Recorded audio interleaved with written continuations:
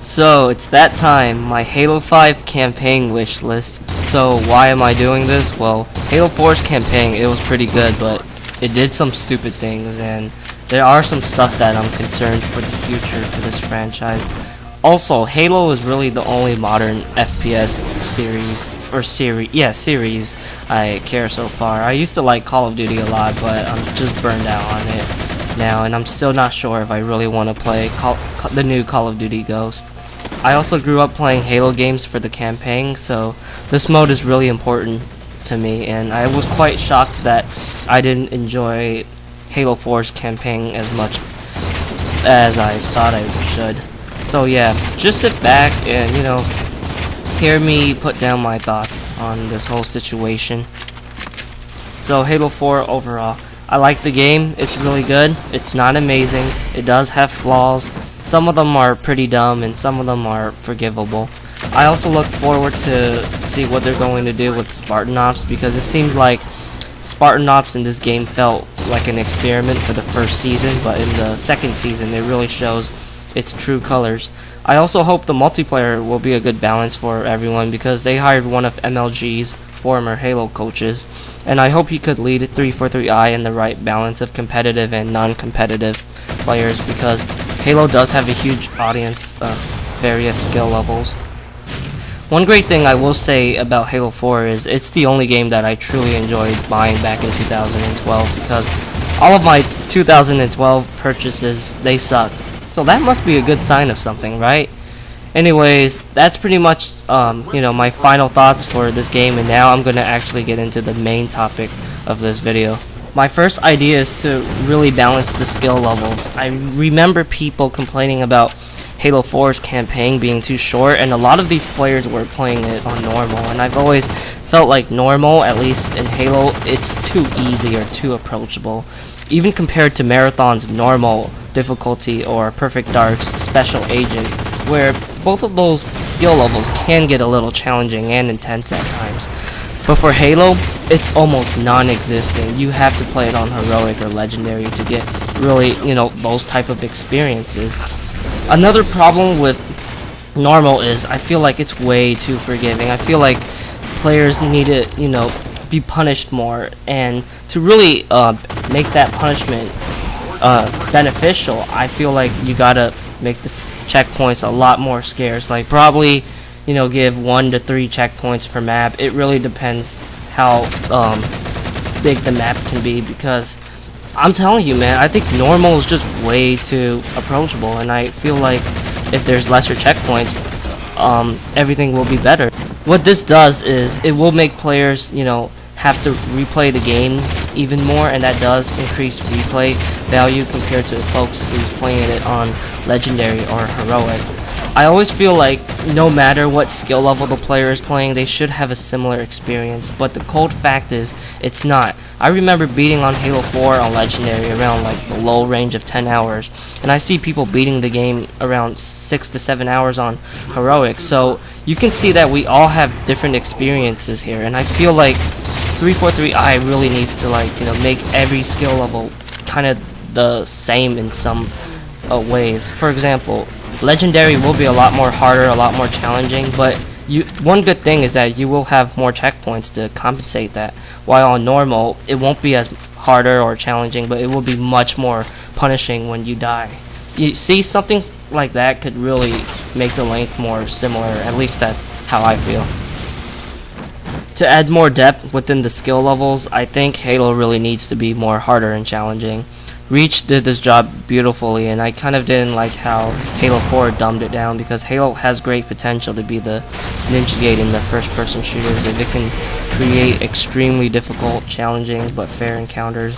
I've always felt like Legendary difficulty is the best, hardest skill level I've ever seen in a run-and-gun driven FPS game. It's not cheap and stupidly annoying like Nightmare from the classic Doom games, and it does make a difference from the second hardest level, at least from Halo 1 to Halo 3, because it seems like the Halo games always have these weird design philosophy. Like Halo 2, easy and normal skill are not as challenging compared to Halo 1, but on Heroic or Legendary, it's definitely more challenging on that aspect. Now, it's true that games don't have to be hard to be fun, but I really like to be engaged in the firefights in the Halo games. It's so rewarding and exhilarating. It really makes it a better experience if it was, more harder or engaging. In Halo 4, there were moments where I felt like I wasn't even using my brain and I could still play the game decently. I don't know about you guys, but that's not a good thing, especially when you're playing, the game on the highest difficulty. The next thing I want Halo 5 is to have better weapon balance.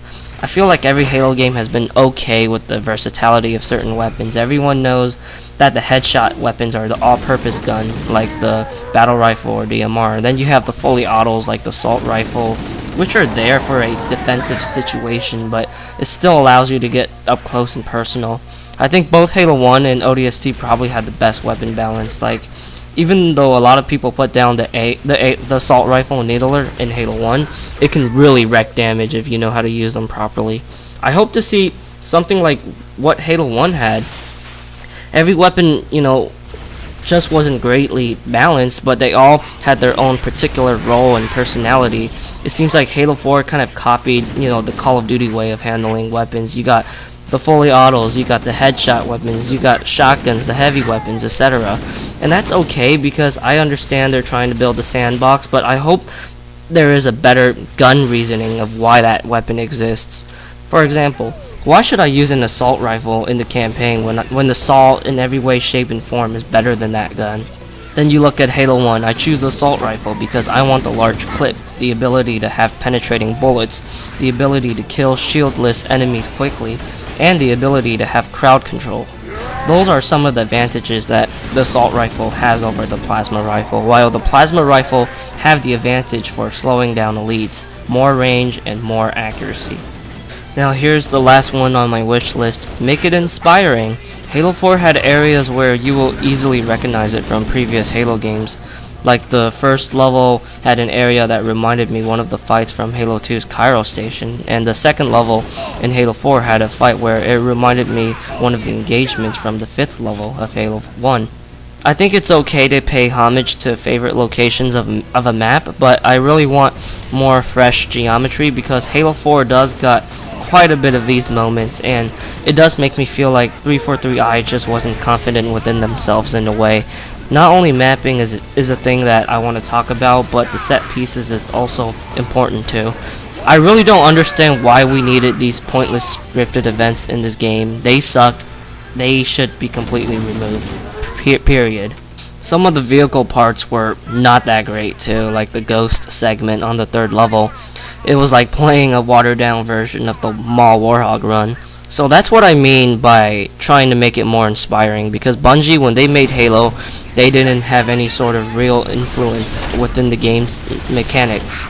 They had to come up of how a Halo map should be designed, how the combat segment should be designed, or how the vehicle section should be designed, and the list goes on and on. But all of those stuff that Bungie did, it was inspiring.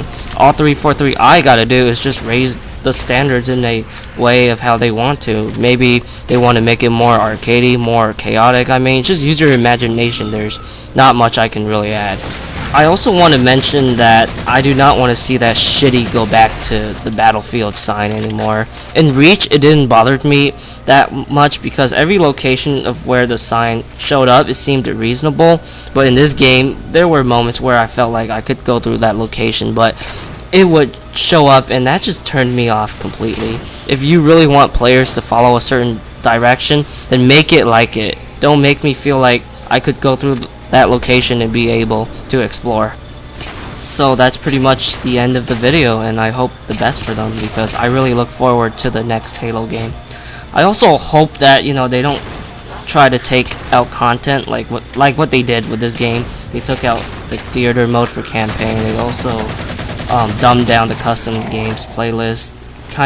I had a bug that cut that part of the video, but I didn't like how they dumbed down, the custom game options. And yeah, that's pretty much it for the entire video. I just hope for the best of them, and peace out, people. Hope you guys have a nice day.